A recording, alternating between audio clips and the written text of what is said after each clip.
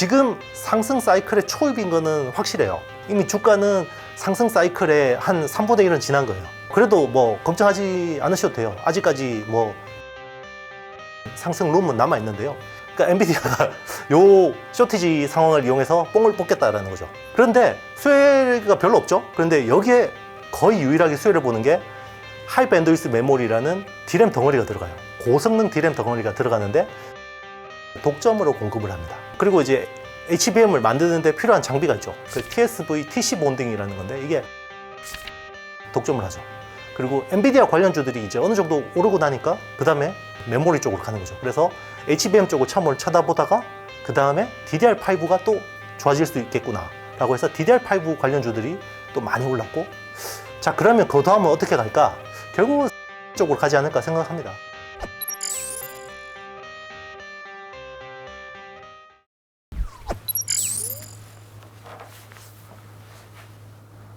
안녕하세요. IT의 시인 이영수라는 유튜브 채널을 운영하고 있는 이영수입니다. 반갑습니다.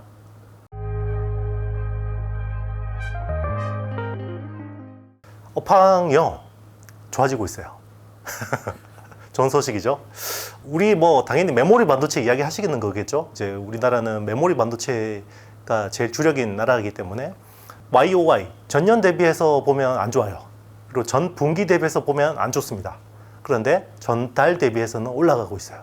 최근 뭐 6월 쪽에 6월 데이터들 보면 D램하고 낸드 플래시 둘 다 이제 반등하는 분위기고요. 제가 지난 출연에 이렇게 말씀드린 적이 있어요. 2분기 말이나 늦어도 3분기에는 메모리가 바닥 찍고 반등할 거다. 이게 진바닥일 거다라고 이야기한 적이 있는데 다행스럽게 네, 제가 틀리지 않아서 다시 불러주신 것 같습니다. 수요 시장이 꺾이는 게 유례없이 빠른 속도이긴 해요. 그러니까 사실 IMF 이후로 우리나라 글로벌 메모리 업체들이 감산에 들어간 건 처음이거든요. 감산이라는 건 공장에서 생산량을 줄이는 거잖아요. 그러면 그동안에도 상승 사이클이 있고 하락 사이클이 있었는데 그때는 생산량을 줄인 적은 없어요. 그냥 향후 투자 뭐 이렇게 캐파 증설이나 이런 것들을 속도를 줄이거나 이런 적은 있지만 감산까지 한 거는 처음이거든요. 그만큼 이번에 수요 시장이 꺾이는 속도가 빨랐던 거고요. 그리고 거기에 대응하는 기업들이 또 그 감산을 통해서 이 생산량 축소를 하는 게 워낙 또 빠르다 보니까 이게 공급 과잉에서 순식간에 공급 부족으로 바뀔 가능성이 높아지는 거죠. 그래서 당장 하반기부터는 쇼티지에 대한 이야기가 나오고 있거든요. 그러니까 이게 또 주가는 선반영 해버리는 거죠. 그러면 왜 이런 근본적인 이슈들이 나오고 있냐? 사이클이 옛날보다 짧아져서 그래요. 옛날에는 상승 사이클이 보통 한 1년 6개월 정도 유지가 되고 하락 사이클이 한 1년 정도 유지가 됐거든요. 그러면 이 상승 하락 사이클의 텀이 보통 2년 6개월에서 3년 정도 진행이 됐다 그러면 요즘에는 거의 절반으로 압축이 된 것 같아요. 그만큼 시장에 정보도 많고 어떤 시장에 참여하는 플레이어들이 또 대응을 하다 보니까 이게 복잡계잖아요. 어떤 요소, 어떤 기업들이 어떤 특정한 상황을 대비해서 대비를 하면 그 위험이라는 놈은 또 이렇게 변형이 돼서 나타나잖아요. 만약에 전염병이 새로운 어떤 변종으로 나타나듯이 똑같다고 볼 수 있거든요. 그러니까 이 사이클이 굉장히 압축적인 거예요.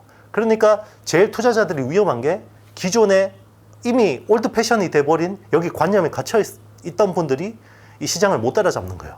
옛날도 아니죠. 작년 말 정도만 해도 유튜브 영상들 보면 떡상하는 게 뭐예요? 지금 큰일 났습니다. 다 파세요. 언제 사시면 됩니다. 그런데 연초에 어떻게 됐습니까? 거지도 어김없이 또 시장이 상승 사이클, 엄청나게 상승이 일어났고 또 이게 또 너무 또 오르다 보니까 1분기 또 실적 시즌에 보니까 또 현타가 오죠. 예. 숫자가 이렇게 나쁜데 주가가 이렇게 올랐어? 라고 해서 조정을 받는 거고, 또 실적 시즌이 끝나니까 또 너무 이렇게 과도하게 공포가 쌓여 있다 보니까 또 반등을 하는 거고, 또 이게 AI라는 어떤 주도 트렌드가 반도체 사이클을 또 너무 빨리 끌어당겨 올린 측면이 있어요. 이 엔비디아라는 주가 때문에. 그러다 보니까 또 너무 과하게 오른 거죠. 그러니까 지금 상승 사이클의 초입인 거는 확실해요. 상승 사이클의 초입인데 이건 업황의 상승 사이클인 거고요. 이미 주가는 상승 사이클의 한 3분의 1은 지난 거예요. 그래도 뭐 걱정하지 않으셔도 돼요. 아직까지 뭐 60, 70%의 어떤 상승 룸은 남아 있는데요. 이게 그런데 뭐 이렇게 계속해서 오르지는 않는다는 거죠. 이렇게 조정받다가 올랐다가 이렇게 하는데 군중들하고 반대로 가면 됩니다.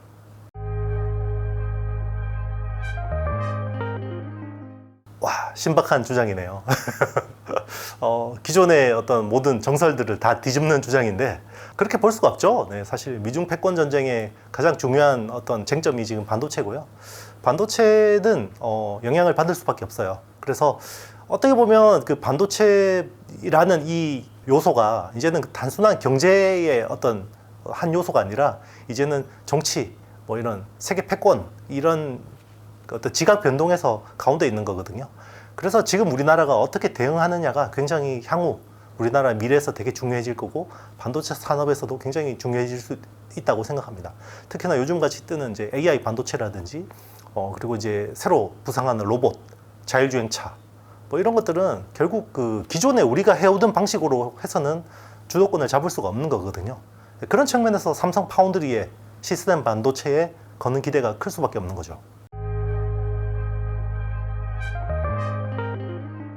우리나라 메모리 반도체 수출의 한 중국 비중이 한 40% 될 거예요. 그리고 홍콩까지 합치면 한 60% 정도 되거든요. 우리나라 수출 시장이 60%가 중국인데 물론 이제 최근에 이제 중국 쪽 경기가 안 좋고 락다운이나 이런 쪽 영향으로 인해서 비중이 좀 낮아지긴 했는데 그래도 여전히 큰 수요 시장이고요. 그리고 우리나라 첨단 팹들이 다 중국에 있습니다. 그렇게 접근하면 굉장히 위험하다고 생각해요. 예. 물론 장기적으로는 중국에서 미국으로 어떤 주요 시장이 옮겨가는 것은 인정을 해요. 그렇지만 지금 당장 이 시장을 우리가 그렇게 망가뜨릴 필요는 없잖아요. 우리 입장에서. 그러니까 굳이 시프팅 하더라도 우리가 그렇게 이야기할 필요는 없을 것 같습니다. 그래서 조용하게 중국 정부도 모르게 조금씩 이렇게 이제 어떤 무게 중심을 옮겨가는 게 중요할 것 같고요. 제가 작년 말쯤에 챗 GPT라는 걸 처음 들었어요. 사실 1000만 가입자가 40일 만에 돌파한 서비스는 처음이거든요. 유례 없는 속도예요. 저조차도 생소한 챗 GPT라는 게 완전히 엄청난 메가 트렌드를 일으켜 버렸단 말이에요. 근데 AI라는 이 영역 자체가 굉장히 휙휙 바뀌어요. 우리가 지금 그 연구하는 그 논문의 한 90%는 AI가 딥러닝이라는 방식으로 하는 그 기술을 기반으로 많이 나오거든요. 그런데 2010년대 초반만 해도요, 딥러닝이라는 이 기술은 굉장히 마이너한 기술이었어요. 그런데 어느 순간 기술이 특이점을 넘고 나니까 다 딥러닝 쪽으로 쏠린 거예요. 그런데 우리가 딥러닝이라는 용어를 처음 언제 들었냐? 알파고, 그죠? 2016년이었어요. 그래서 다 딥러닝 기반으로 이제 다 연구가 가고 있었고요. 그 또 딥러닝의 또 하나의 어떤 그 새로운 트렌드 중에 하나가 트랜스포머라는 모델이에요. 이게 또 언제 나왔냐? 알파고 사태 이듬해인 2017년에 이제 구글이 트랜스포머라는 모델, AI 모델을 내놨는데요.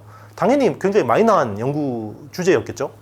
그런데 이게 갑자기 메가 트렌드가 돼버리니까 어떻게 됩니까? 준비가 안 돼 있어요. 반도체도 준비가 안 돼 있고 모든 게 준비가 안 돼 있어요. 그런데 다 GPT는 해야 되는 거죠. 그러면 어떻게 합니까? 당장 갖다 쓸 수 있는 반도체가 뭐가 있어요? 엔비디아 GPGPU밖에 없는 거죠. 그러니까 지금은 AI가 학습을 하는 기간이에요. 그러니까 챗 GPT는 이미 학습을 했지만 GPT-4나 뭐 지금 구글의 바드라든지 뭐 여러 AI 서비스들은 지금 데이터 학습을 해야 되는 기간이거든요. 이게 보통 한 2년 정도 걸릴 거라고 생각을 해요. 그 사이에는 엔비디아 대체할 수 있는 칩이 없습니다. 그러면 뭐 우리 흔히 이야기하는 NPU라는 거, Neural Process Unit이라는 거는 이게 또 활성화가 되려면 이 학습이 어느 정도 끝나고 AI가 이제 서비스가 되는, 요게 학습이 끝나면 어떻게 됩니까? 추론을 할 수가 있잖아요, AI가. 그럼 추론을 하면 여기 서비스를 붙일 수가 있죠. 자, 추론 시장으로 가면 NPU가 활성화될 가능성이 높은 거예요. 그러니까 지금은 엔비디아밖에 없는 상황이고 엔비디아의 GPU를 많이 가지고 있는 애들이 GPT 성능이 좋을 수밖에 없다라는 거죠. 그러다 보니까 빅테크 업체들이 심지어 IBM 같은 업체는 7,500명 감원을 했어요. 그래서 투자자들이 왜 감원했니? 라고 물어보니까 요거 비용 줄여서요, AI 투자해야 되거든요. 이런 이야기를 하는 거죠. 그러니까 지금 빅테크 업체들은 여기서 뒤처지면 진짜 생존의 어떤 그 기로에 서 있을 수밖에 없기 때문에 이 비싼 엔비디아 GPU를 다 사야 될 수밖에 없고요. 그러니까 1분기 엔비디아 실적이 서프라이즈도 이런 서프라이즈가 없는 거죠.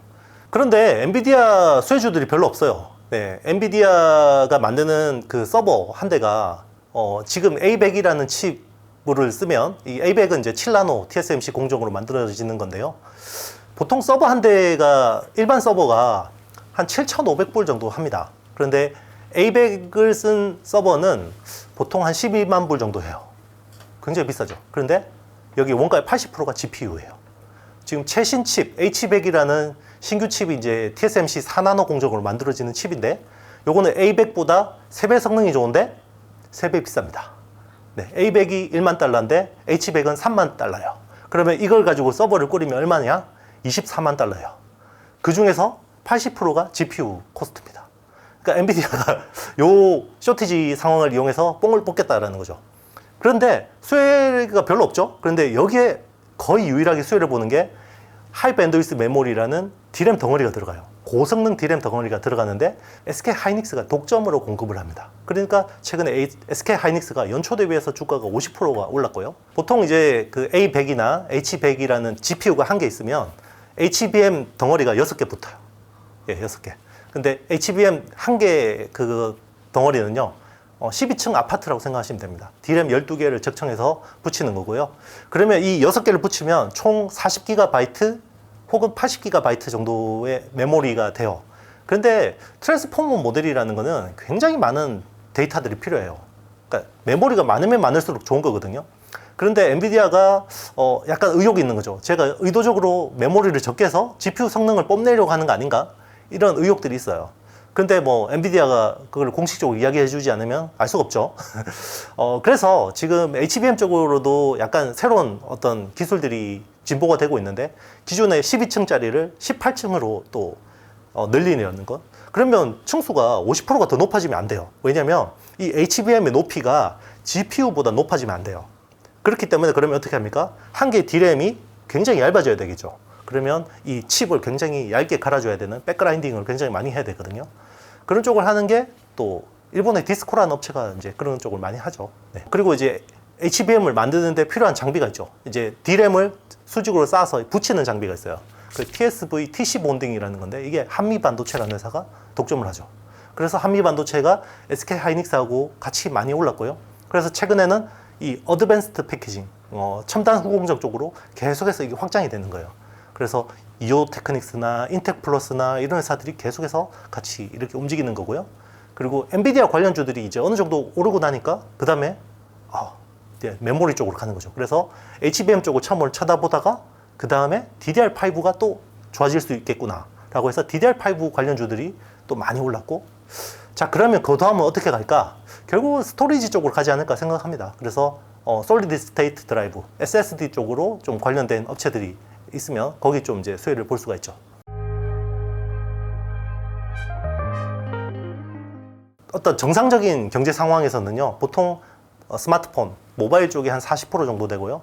그리고 서버가 한 30% 중후반대, 그리고 PC가 한 13에서 15% 정도 왔다 갔다 하거든요. 그런데 지금은 스마트폰 쪽이 너무 안 좋아요. 그래서 지금은 스마트폰 비중이 30% 초중반대까지 떨어졌고요. 오히려 서버 쪽은 늘어났어요. 그래서 서버 쪽이 40% 초반대까지 늘어났고 PC는 10% 초반대 정도. 그래서 지금은 제일 중요한 쪽이 서버 쪽인 거죠. 그래서 결국 AI라는 건 결국 서버 단에서 변하거든요. 우리가 뭐 그 스마트폰으로 AI를 소환해서 챗GPT를 PC에 소환해서 쓰지만 결국 이 연산력을 어떤 컴퓨팅 파워를 누가 제공해 주냐면 이 서버에서 제공해 주는 거거든요. 그래서 눈에 보이지는 않죠. 이 AI를 소환하는 거기 때문에. 그래서 서버 단의 변화가 제일 큰 거죠. 만약에 기업 데이터들은 굉장히 중요하잖아요. 특히나 뭐 금융권 데이터들은 중요하기 때문에 데이터를 한 곳에 놔두면 안 돼요. 그래서 굉장히 분산시켜 놔야 되기 때문에 그렇게 좀 중복 투자가 일어날 수밖에 없는데요. 지금은 사실은 이제 그런 쪽의 수요보다는 AI 수요가 제일 급해요. 지금은 사실 서버 시장 전체가 좋다고 볼 수는 없거든요. 그러니까 서버 시장에서도 하이엔드 쪽이 있어요. 이 클라우드 컴퓨팅이나 이제 뭐 AI 쪽을 하는 서버 쪽이 있고요. 그리고 일반 기업들이 투자하는 엔터프라이즈 시장이 있어요. 근데 이쪽은 되게 안 좋거든요. 왜냐하면 지금 글로벌 업황이 안 좋으니까 엔터프라이즈 향은 안 좋은데 여기에서 HPC라고 하는 하이 퍼포먼스 컴퓨팅이라는 이쪽 시장만 되게 좋은 거예요. 그래서 지금은 뭐든지 서버 쪽도 하이엔드 쪽만 쳐다보고 있는 시장인 거죠. 그래서 이제 빅테크 업체들은 자체 설계 칩을 쓰고 싶을 거예요. 왜냐하면 엔비디아 GPU가 범용 칩이다 보니까 전력 소모도 너무 많고요. 그리고 비싸잖아요. 그러다 보니까 자기네들 플랫폼에 적합한 칩들을 하고 싶어 하는데, 대표적인 게 이제 구글의 TPU라는 게 있어요. 그 텐서플로우 프로세서 유닛이라고 하는데, 구글이 자체 설계해서 쓰는 AI 칩이라고 보시면 되고요. 다른 빅테크 업체들도 다 자체 칩을 설계를 하고 있기는 해요. 뭐 애플도 마찬가지겠죠. 그런데 지금 데이터 학습 쪽에서는 시간이 없어요. 그러니까 자체 칩 설계해가지고 이걸 해가지고 AI를 하고 하면 다른 업체들한테 다 밀린단 말이에요. 플랫폼 비즈니스라는 거는 초창기에 밀리면 나중에 이거를 회복하기가 쉽지 않거든요. 우리 예전에 뭐 네이버하고 다음 이런 경쟁들 보시면 아시잖아요. 그렇기 때문에 지금은 데이터 학습을 빨리 하는 게 중요한 거고, 데이터 학습을 제일 빨리 효율적으로 할 수 있는 거는 엔비디아 GPU를 많이 갖다 박으면 제일 좋은 거거든요. 그래서 지금은 당분간은 엔비디아의 판이 되는 거고요. 이게 제가 이야기했잖아요. 서비스가 되는 추론 시장으로 뭔가 무게 중심이 가게 되면 자체 설계 칩들이 많아질 수밖에 없어요. 그러면 자체 설계 칩 NPU 시장이 커지고, 그러면 누가 좋아지겠어요? 파운드리가 좋아지는 거죠. 그래서 TSMC가 좋아지는 거고요. 그리고 삼성 파운드리가 여기서 선단 공정에서 뭔가를 하게 된다 그러면 가치 수혜를 볼 수 있는 거죠. 과거보다 그 격차, 쏠림 현상이 훨씬 심해지는 것 같아요. 저도 처음에 챗GPT가 나왔을 때 좀 기대했던 부분이, 네이버에 기대했던 부분이 챗GPT라는 애가 GPT-3를 3.5를 기반으로 만들어진 건데 한국어 학습 비중이 1.5%밖에 안 돼요. 그러면 얘가 다 영어 학습을 했으니까 비영어권 학습이 잘 안 됐겠구나. 그러면 비영어권 쪽에서 나름 경쟁력 있는 플랫폼이 네이버밖에 없거든요. 네이버는 한국어 쪽에서 1등이죠. 일본 쪽에서도 1등이죠. 그리고 이 라인이라는 SNS를 통해서 태국 같은 동남아에서도 1등이고 남미 같은 데서도 2등 정도의 플랫폼 사업자거든요. 그래서 거기에 굉장히 많은 언어 학습 데이터를 많이 가지고 있을 거 아니에요. 그래서 이게 기회가 있겠다 생각했어요.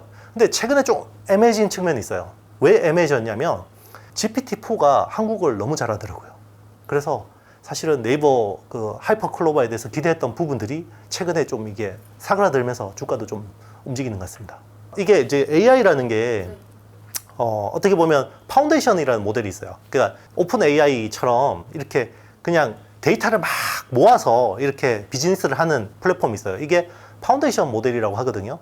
그러면 여기는 어떻게 보면 원유 사업이라고 생각하시면 돼요. 그러니까 21세기 데이터가 원유라고 하잖아요. 그러면 원유를 막 데이터 덩어리를 많이 가지고 있는 업체들이 파운데이션 모델을 하는 거죠. 비즈니스를. 그게 대표적으로 이제 오픈 AI 같은 회사들인데, 여기서 API라는 그거를 받아서 자기들한테 필요한 건 데이터만 뽑아서 서비스를 만드는 애들이 있어요. 그게 어플리케이션 모델이라는 거거든요.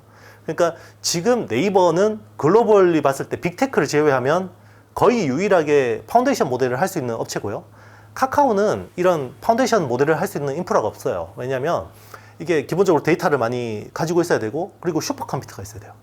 국내에서 파운데이션 모델을 할 수 있을 정도의 슈퍼컴퓨터를 가지고 있는 회사는 네이버하고 삼성밖에 없습니다. 근데 삼성은 뭐 이런 걸 파운데이션 모델을 할 생각은 없거든요. 그러면 여기서 카카오 같은 경우는 서비스 쪽에 강점이 있다 보니까 챗GPT하고 라이센스를 맺고 API를 받아서 서비스를 만드는 쪽에 좀 초점을 맞추는 그런 쪽으로 가고 있고요. 네이버는 오히려 이제 파운데이션 모델 쪽으로 보고 있는 거죠.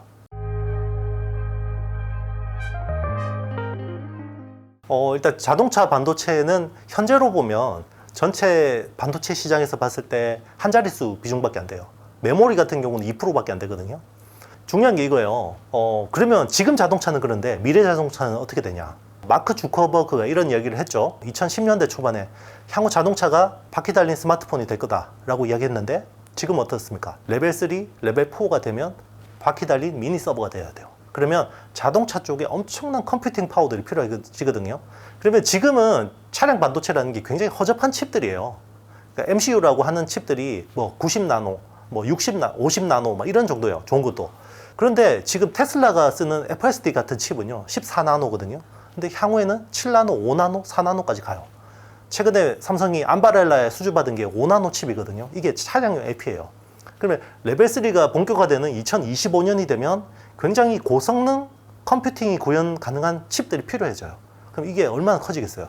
그러니까 지금은 굉장히 마이너하고 어떻게 보면 시장 비중도 작고 그런데 점점 더 고성능의 파워, 컴퓨팅 파워가 필요해지고, 그리고 시장 규모도 커질 수 있는 게 이제 차량 반도체 쪽인 거죠. 특히나 이제 차량의 두뇌 역할을 하는 칩들이 중요해지는 건데, 왜냐하면 자동차가 기존엔 깡통차라 그러면요, 이게 컴퓨터로 바뀌는 거거든요. 그래서 그쪽 시장이 커지는 거고, 그래서 삼성이 2027년까지 비모바일에서 파운드리 매출의 50% 이상 올리겠다라고 했던데, 비모바일의 상당 부분이 자동차 쪽인 거죠. 자율주행차용 칩인 거죠. 지금 테슬라 FSD 칩을 생산한 지가 몇 년 됐고요. 지금은 이제 14나노를 오스틴 팹에서 생산해주고 있는데, 중요한 게 차세대 모델하고 차차 세대 모델이 중요하잖아요. 그래서 지금 7나노하고 5나노 쪽에 이제 수주를 받아야 되는데, TSMC가 여기 또 따라 붙었어요. 그래서 지금 테슬라 FSD 칩을 확보를 하려고 경쟁이 붙었고요. 사실 그 지난 10년은 모바일 시대였잖아요. 그러니까 모바일 혁명의 시대였는데, 이때 제일 중요한 업체가 누구였어요? 애플이었죠. 원래 삼성이 애플 AP를 처음에는 100% 파운드리 하다가 이게 50대 50으로 나중에 됐다가 나중에 뺏겼죠. 그러면서 파운드리 기술이 TSMC한테 확 밀렸잖아요. 자, 그러면 향후 10년은 모빌리티 시대거든요. 모빌리티 시대에 애플 같은 회사가 누굽니까? 테슬라죠. 네. 테슬라하고 붙어서 이 테슬라 AP를 생산하는 거는 향후 파운드리 비즈니스에서 굉장히 중요한 거예요. 설계를 잘하는 애하고 같이 붙어서 같이 파운드리를 하게 되면요, 같이 실력이 좋아져요.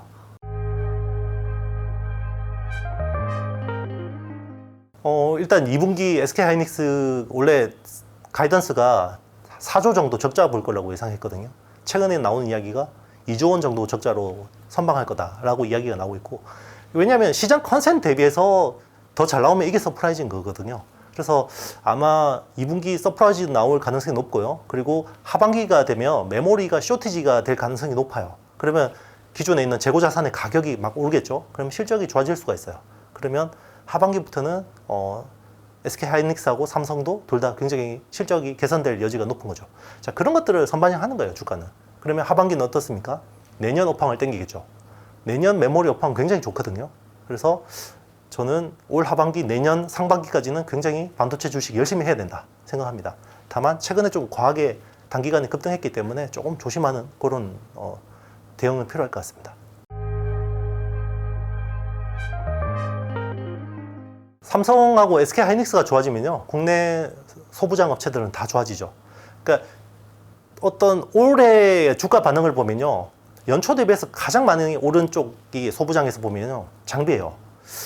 주요 업체들이 웬만하면 한 70%씩은 다 올랐거든요. 제가 그 상승 사이클에서 봐야 되는, 제가 타임 스케줄 한번 이야기해 준 적이 있는데, 상승 사이클이 되면 제일 먼저 장비주부터 오른다고 그랬죠.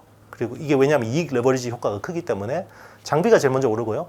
그 다음에 소재 부품이 오르고, 마지막이 이제 PCB라고 했는데, 올 초 대비해서 제일 많이 오른 건 장비고요. 그 다음에 많이 오른 게 소재예요. 케미칼 쪽. 요거는 이제 사실 뭐 2차 전지 쪽도 신규 사업으로 많이 가미가 돼 있고 하다 보니까 그런 측면들이 있는데, 지금 그나마 제일 덜 오른 쪽이 부품 쪽이에요. 예를 들면 장비 쪽에 들어가는 소모품, 파츠 뭐 이런 쪽이나 아니면 뭐 기판 쪽 뭐 이런 쪽인데, 이런 쪽도 이제 향후 더 성장할 수 있는 여지들이 있다고 보고 있고요. 이제는 바닥에서 올라올 때는 같이 올라왔는데, 이제 하반기부터는 약간 실적 장세가 벌어질 가능성이 높거든요. 올 상반기는 약간 그 금융 장세였잖아요. 실적은 엉망인데 유동성으로 이렇게 뭔가 올라온 측면이 있고, 이제 하반기부터는 요게 이제 그 실적을 보고 많이 주가들이 움직일 가능성이 높아요. 그러면 기존에 뭔가 독점력을 가지고 있고 고객사한테 이거를 이제 가격을 전가할 수 있는 업체들, 그런 업체들 중심으로 계속해서 실적 체크해 나가신다 그러면 좋은 뭐 성과가 있지 않을까 생각합니다. 일단 그 향후 추론 시장으로 갔을 경우에 좀 주목할 만한 업체는 비상장사들밖에 없어요. 이게 AI 반도체, 그러니까 NPU 쪽으로 하는 회사가 이제 퓨리오사, 리벨리온, 사피온 같은 회사들이 나름 실력이 있는 걸로 파기되고 있고요. 그리고 이제 삼성 파운드리 쪽으로 이제 물량이 많아질 수가 있잖아요. 이제 NPU 시장이 커지면, 그러면 삼성 파운드리 쪽에 이제 서플라이 체인에 있는 업체들, 수혜를 볼 수 있는 회사들을 주목해서 봐야 되는데, 이 설계 파트 쪽에서는 이제 IP를 제공해주는 뭐 칩셋 미디어나 오픈 엣지 테크놀로지 이런 회사들이 수혜를 볼 수 있고요. 그리고 이제 DSP라고 하죠. 디자인 솔루션 파트너스, AD 테크놀로지, 코아시아, 뭐 가온칩스 같은 회사들이 좀 수혜를 볼 수 있고, 그리고 어드밴스드 패키징. 네. 이 AI 칩은 산업에 내려 모방했기 때문에 프로세스 니어 메모리, 프로세스 인 메모리가 돼야 되거든요. 그러면 프로세스하고 메모리가 같이 패키징이 돼야 돼요. 엔비디아 GPU처럼. 그러면 최첨단 패키징 쪽으로 기술을 가지고 있는 회사들을 주목해서 봐야 되죠. 그래서 최근에 뭐 어드밴스드 패키징 쪽에서 가장 주목받는 회사는 한미반도체, 뭐 이오테크닉스, 인텍플러스 같은 회사들을 주목해서 보고 있습니다.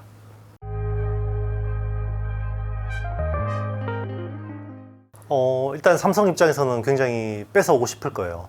왜냐면 엔비디아는 초창기부터 파운드리를 TSMC 파운드리를 썼어요. 왜 그러냐면 일단 뭐 젠슨 왕 자체가 대만 출신의 이제 화교 미국인이기 때문에 그런 측면도 있고요. 그리고 처음부터 이게 공정 쪽에 뭔가 리소스를 투입하는 것보다는 엔비디아는 그 쿠다라는 소프트웨어 생태계 쪽에 집중을 했고요. 이제 공정은 TSMC한테 거의 맡겨줬거든요. 근데 이제 최근에 좀 불편한 사안들이 있었죠. 왜냐면 일단 TSMC의 선단 공정에 지금 고객들이 줄 서 있거든요. 그런데 TSMC가 가장 사랑하는 고객이 누구겠어요? 네, 애플입니다. 애플이 적을 때는 20%, 많을 때는 30% 비중을 차지하거든요.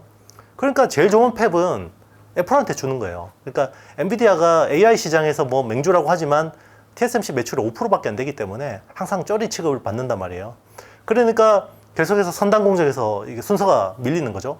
그런데 삼성은 우리 첨단 팹 있어. 최근에 TSMC 대비해서 수율 많이 올라왔거든. 한번 봐. 이런 게 있는 거고요. 그리고 젠슨 왕도 간과할 수 없는 부분이 있어요. 이거는 이제 기술적인 변화인데요. TSMC는 기존의 핀팻이라는 트랜지스터 구조를 계속 써요. 그게 4나노, 5나노까지는 계속 쓰다가 3나노도 핀팻을 쓰고요. 삼성은 3나노부터 게이트 올 어라운드라는 새로운 구조를 써요. 근데 GAA 구조가 굉장히 어려운데 이게 성공하면 칩 성능이 훨씬 좋아져요. 전성비라든지 퍼포먼스하고 이런 것들이 되게 좋아지기 때문에 엔비디아도 이게 혹시나 성공할 가능성이 있다 그러면 삼성한테 발을 걸쳐 놓지 않을 이유가 없는 거죠.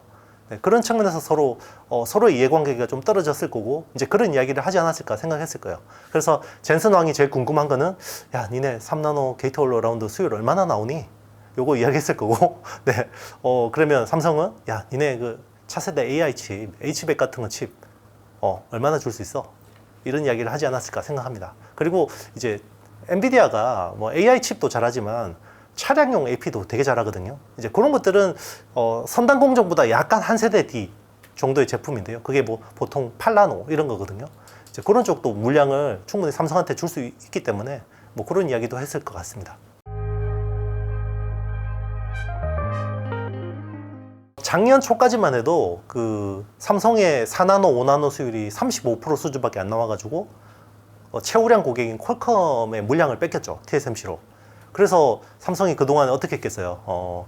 야전침대 갖다 놓고 또 엔지니어들 갈아 넣었겠죠. 그래서 최근에 수율을 많이 잡았어요. 그래서 이게 애플 담당자 입에서 나온 이야기거든요. 삼성 파운드리 수율이 TSMC 수준으로 올라온 것 같아 라는 이야기가 최근에 공개가 됐고, 그리고 삼성이 최근에 4나노 MPW라는 걸 시작을 했어요. 이게 MPW라는 게 뭐냐면 한 개의 웨이퍼에다가 여러 가지 칩을 시생산해 주는 거거든요. 요게 5나노 MPW 한 게 2019년인데 요게 거의 4년 만에 한 거예요. 그러면 4나노 MPW를 열어줬다라는 건요, 삼성 수율이 많이 올라갔다라는 거예요. 그러니까 수율이 안 올랐는데 시제품 생산해 줄 이유가 없겠죠. 그러니까 이제 최근에 이런 간접적인 어떤 이제 증거들이 나오는 거죠. 그래서 이제 향후에는 4나노 쪽도 차량용 AP 쪽에 이제 4나노 고객을 받겠다, 이런 게 이제 이야기를 하고 있거든요. 그래서 4나노, 5나노 수율은 되게 많이 올라온 것 같고, 이제 3나노가 이제 관건이죠. 3나노에서 이제 TSMC하고 삼성이 진짜 제대로 된 게임을 해야 되는데, 3나노를 먼저 한 거는 삼성이에요. 작년 6월부터 삼성이 이제 3나노 게이트 올 어라운드를 생산했는데, 근데 이게 또 제대로 된 생산이라고 볼 수 없는 게, 이 모바일 AP나 뭐 프로세서 같은 것들을 생산했으면 되는데, 이게 비트코인 채굴용 칩이에요. 중국산. 그러니까 비트코인 채굴 칩은 구조가 굉장히 단순해요, 설계가.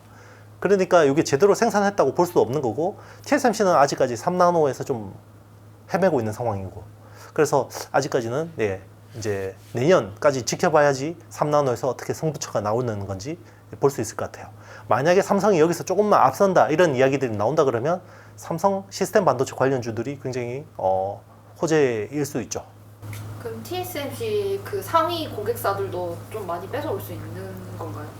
일단 애플은 못 올 것 같아요. 네, 애플은 일단 TSMC 붙박이라고 봐야 될 것 같고요. 그거는 이제 뭐 진짜 뭐 나중에 기술 격차가 엄청나게 삼성이 추격해버리면 이야기가 달라질 수 있는데 당장 애플이 올 가능성은 굉장히 낮다고 보고 있고 대신에 이제 퀄컴이나 엔비디아나 뭐 AMD 같은 업체들은 충분히 삼성 쪽으로 양다리를 걸칠 수는 있다고 봐요.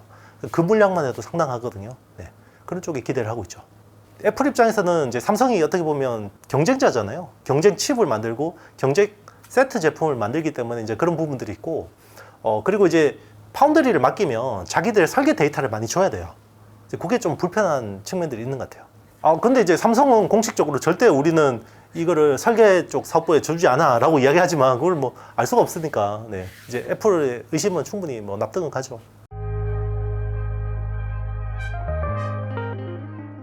오히려 미국 입장에서 지정학적 리스크가 줄어들려면 미국 내에서 TSMC하고 삼성 파운드리 팹이 본격적으로 돌아가야지 이게 이제 지정학적 리스크가 줄어들겠죠. 그러니까 미국 입장에서 굉장히 애매한 게 이거예요. 만약에 중국이 대만을 침공했다 그럴 때 이걸 지켜줘야 되냐? 아니면 외면해야 되냐? 둘 다 굉장히 딜레마예요. 지켜준다 그러면 정말 중국하고 전면전을 해야 될 가능성이 있는 거고, 만약에 외면한다 그러면 중국이 TSMC를 접수해 버릴 수도 있는 거죠. 그러면 최대한 접수를 하거나 TSMC 만약에 팹을 망가뜨려 버린다 그러면 미국의 첨단 반도체가 생산이 안 되는 거예요. 그러면 이거는 굉장한 미국 입장에서 리스크잖아요. 이제 그런 것들을 걱정하는 거죠. 그렇기 때문에 빨리 미국 내에다가 팹을 깔라는 거고요. 그리고 이제 대만의 차이잉원 총통이 이런 이야기 했잖아요. TSMC가 우리의 실리콘 실드라고, 실리콘 방패라고 이야기했잖아요. 사실 이게 미국 주류 사회에서는 굉장히 불편하게 받아들였거든요. 그러니까 이게 오히려 독이 됐어요. 제가 봤을 때. 그게 맞는데, 실리콘 실드가 맞는데 이거를 공식화하는 거는 불필요한 거였다는 거죠. 그러니까 미국이 어떻게 생각했어요? 저 실리콘 실드를 무력화해야겠구나 라는 생각을 한 거죠. 그래서 TSMC를 압박해서 미국 내 투자를 더 많이 하게 했잖아요. 원래 당초 규모보다 2배 이상 하기로 했잖아요. 원래 200억 달러 정도 투자하기로 했다가 나중에 400억 달러 투자하기로 했고, 그때 그 재밌는 에피소드가 있죠. 그때 TSMC 애리조나 팹 때 그 착공식 때 바이든 대통령도 왔었고, 지나 레이몬드 장관도 왔었고, 그리고 모리스 창 TSMC 창업자도 왔고, 애플 팀쿡 CEO 왔고, 엔비디아 젠슨 왕 왔고, AMD 리사스 왔고요. 자, 이 사람들 정말 돈 주고 모아도 못 모아요. 그런데 바이든 대통령이 거기서 기조연설을 하면서 어떻게 했는지 저는 되게 어떻게 보면 약간 섬뜩하게 봤는데, 어떻게 보면 재밌기도 했는데요. 바이든이 어떻게 했냐면, 여기는 최첨단 반도체를 만들 TSMC의 미국 공장이야. 여기서 손가락 3개 딱 하면서요, 3나노 팹을 만들 거야 라고 한 거예요. 제가 알기로는 이게 조율이 안 되는 이야기였거든요. TSMC의 공식적인 입장은 N-1이라는 그게 있어요. 그러니까 항상 본사가 최첨단 공정이고 해외에 나가는 건 한 세대 뒤 제품이거든요. 근데 지금 3나노를 거기에 만들려면 최첨단 팹을 깔아야 되는 거거든요. 바이든이 여기서 손가락 3개 그러면서 3나노 만들 거라 그러니까 모리스 창 얼굴이 막 썩어버리더라고요, 거기서. 그래서 그게 아마 차이잉원 총통의 실리콘 실드 그 발언이 영향을 주지 않았을까 생각합니다. 그럼 어떻게 해요? 만들어내야 되나요? 가장 이상적인 거는요, TSMC가 본사에서 2나노를 성공하는 거죠. 그러면 자연스럽게 애리조나 팹이 레거시 팹이 될 수가 있잖아요. 근데 가능성이 낮죠. 네, 지금 2나노 하기가 너무 힘들어요. 네. 아마 삼성도 처음에는 4나노, 5나노 팹을 테일러에다가 깔려고 하다가 지금 미국 정부가 엄청 압박하고 있을 거예요. 3나노 하라고. 네.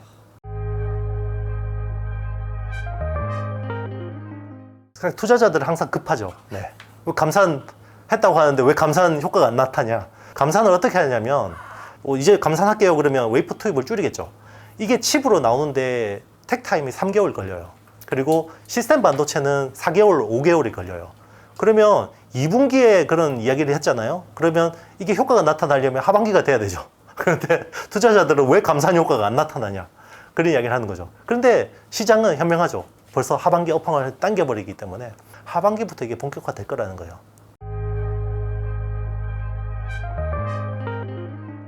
반도체 설계 쪽에서 외계인이라고 불리는 분이 있어요. 짐 켈러라는 아저씨인데요. 이 사람이 지나가면 괴물 같은 반도체들이 탄생합니다. 애플의 A 바이오닉 칩 있잖아요. 애플의 두뇌 칩 AP를 설계해 준 사람이 짐 켈러고요. 그리고 테슬라 FSD 칩 있잖아요. 그거 설계한 사람이 짐 켈러예요. 그리고 인텔의 사파이어 레피즈, 이거를 기반을 만들어 놓고 간 사람이 짐 켈러예요. 그리고 AMD가 망할 뻔했죠. 망할 뻔했는데 그때 살려놓은 사람이 지금 현재 CEO인 리사수 박사하고요. 짐 켈러요. 짐 켈러가 그때 젠 아키텍처라는 거를 AMD에서 개발했는데요. 지금 쓰는 우리 멀티코어 있잖아요. 이게 젠 아키텍처에서 나온 거예요. 그러니까 멀티코어의 아버지라고 생각하시면 돼요. 그러니까 이 사람이 최근에 LG전자하고 AI 칩 협력을 하겠다고 이야기를 한 거죠. 그러니까 이분이 만든 캐나다 칩 벤처 회사가 있거든요. 거기하고 LG전자하고 공동 개발 이야기를 한 거예요. 그러니까 지난 모바일 혁명 시대에서 LG가 가장 실기를 했던 부분이 반도체를 내재화하지 못했던 거거든요. 스마트폰에서 보면 삼성은 엑시노스라는 AP를 내재화를 했고, 그래서 구글 안드로이드하고 딱 붙어서 굉장히 빨리빨리 대응이 가능한데, LG는 퀄컴의 AP를 쓰니까 이 OS 업체하고 커뮤니케이션이 잘 안 되는 거죠. 그러니까 이게 제품 초창기 때는 이 완성도가 굉장히 차이가 나요. 그러니까 그때 기술 뒤처진 거를 만회를 못했던 건데, 이번 AI 시대, 모빌리티 시대에서는 좀 그런 것들을 이제는 실기를 하지 않겠다, 이런 생각들이 좀 있는 것 같긴 합니다. LG가 원래 반도체 되게 잘하던 회사였어요. 하이닉스가 원래 현대 반도체하고요, LG 반도체를 합한 거예요. IMF 때 빅딜로 둘이 합친 거고요. 그때 현대 반도체가 메모리가 주력이었고요, LG 반도체는 시스템 반도체였어요. 그래서 지금 실제로 시스템 LSI 쪽에서 주력으로 쓰신 분들이 LG 출신들이 꽤 있어요. 그분들이 그때 당시 디지털 칩, 그러니까 TV용 디지털 칩 설계하시는 분들이 되게 많고요. 그분들이 삼성으로 가서 LSI 세팅을 많이 했어요. 그래서 원래 LG는 시스템 반도체 되게 잘하던 회사였어요. 성공 가능성 얼마나 보세요? 아무리 뭐 외계인 같은 짐 켈러 아저씨가 있다고 해도 결국 그게 얼마나 합이 잘 맞느냐가 되게 중요할 것 같고요. 그래도 뭐 어쨌든 짐 켈러를 잡았다라는 건 굉장히 큰 호재고요. 사실 삼성이 제일 잡고 싶었을 거예요, 짐 켈러는. 그런데 어떻게 마음을 움직였는지 모르겠어요. 새로운 디바이스, 그러니까 예를 들면 우리 과거 모바일 혁명을 한번 복기를 해보자고요. 이 피처폰이 스마트폰이 되면서 우리 휴대폰이 컴퓨터가 됐죠. 그러면 이게 피처폰하고 스마트폰의 차이가 뭐냐면 OS예요. 오퍼레이팅 시스템이 있으면 컴퓨터고 없으면 피처폰이거든요. 자, 그러면 지금 자동차를 보자고요. 자동차에 OS가 있나요? 없죠. 그런데 OS가 들어가야지 컴퓨터가 될 거 아니에요? 근데 OS를 우리나라가 할 수는 없어요. 왜냐하면 이 OS를 만드는 건 글로벌 빅테크가 하는 거고, 글로벌 스탠다드를 만드는 미국의 역할이죠. 그래서 OS를 하는 업체는 미국의 뭐 구글이 될 수도 있고, 뭐 엔비디아가 될 수도 있고, 마이크로소프트가 될 수도 있겠죠. 그러면 이 OS 업체하고 딱 붙어서 초창기에 자리를 잡는 게 되게 중요해요. 그게 삼성이 갤럭시가 성공했던 부분이 그거거든요. 안드로이드하고 딱 붙어서 뭘 할 수 있었던 이유가 엑시노스가 있었기 때문에 딱 붙어서 할 수 있었거든요. 그러니까 제품의 완성도가 초창기 굉장히 빠른 거죠. 그러면 똑같죠. 현대차 입장에서는 이게 피처폰에서 스마트폰으로 넘어가는 거고, 기존의 깡통차에서 스마트카로 넘어가는 시점인데요. 그러면 OS를 할 수는 없죠. 그러면 적어도 AP는 직접 해야 돼요. 그러면 이 엑시노스 오토를 적용해서 마치 자기네들 칩인 것처럼 서로 협력이 가능하다 그러면 나쁠 게 없는 거죠. 그동안은 굉장히 서로 이렇게 협력을 안 하려고 했는데, 지금은 자칫하다가는 둘 다 잘못될 수도 있기 때문에 어쨌든 이제 손을 잡는 거는 굉장히 긍정적이라고 보고 있습니다. 그렇게 되면 OS하고 AP가 어느 정도의 그 기반이 마련되면 하드웨어 시스템 이거는 또 이제 쉽게 될 수가 있거든요. 네. 반도체 쪽은요, 많이 올라서 부담스럽긴 한데요. 주마 가편이라는 말이 딱 맞는 것 같습니다. 달리는 말에 채찍질 하는 것처럼 단기적으로는 약간 허들이 있을 수도 있지만, 계속 우상향하는 추세는 아직까지 많이 남아있다, 이렇게 보고 있습니다.